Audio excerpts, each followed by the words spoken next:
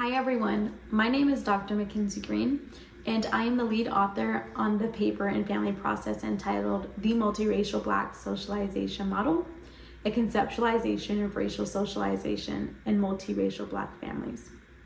As a biracial Black-white person who has a white mother and a Black father, my early life experiences taught me that parent-child communication about race, or the absence of parent-child communication about race, has really important implications for youth well-being throughout the lifespan.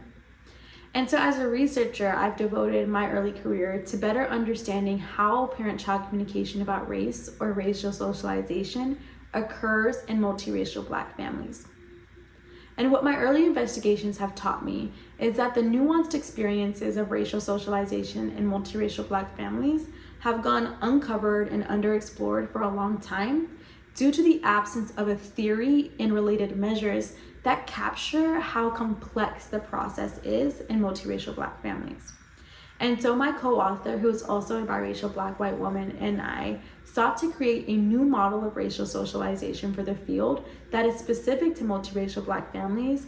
And so basically what we did was we used our personal life experiences, a smaller body of literature on racial socialization within multiracial families, and a larger body of research on racial socialization and theory on monoracial families to inform the development for this model, the MRBSM for short.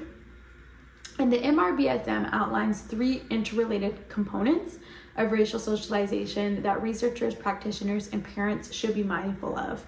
And that includes content of racial socialization. So what are you saying to your child about race, whether that revolves around Black experiences, multiracial experiences, or color evasiveness, such as diminishing the importance of race altogether. The next component is process. And so we really encourage researchers and parents to think about how they are conveying racialized messages.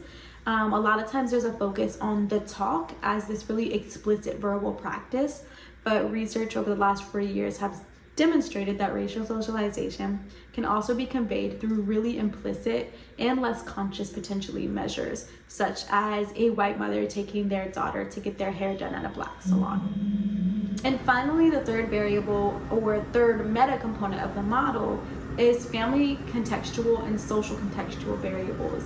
And so racial socialization is an incredibly diverse practice, and it is shaped largely by family and social contextual variables such as child phenotype, child gender, child age, as well as parent variables like parent race, parent experiences with racism, and even parent marital status, as well as family connected variables such as child-parent relationship quality.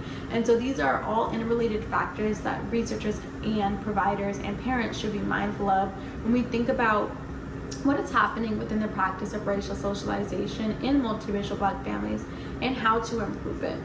And so in conclusion, my co-author and I are really hopeful that the MRBSM will refine research on racial socialization and allow us to better understand how different approaches to the practice might be impacting youth differently, and how it might have important implications for things like racial identity, social belonging, and family connectedness.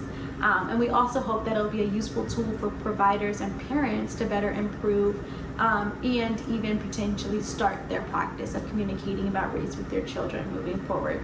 So should you have any questions about the article or about this research more broadly, you can reach me via email, which is provided on the first page of the paper through Family Process. So thank you, and I appreciate your time.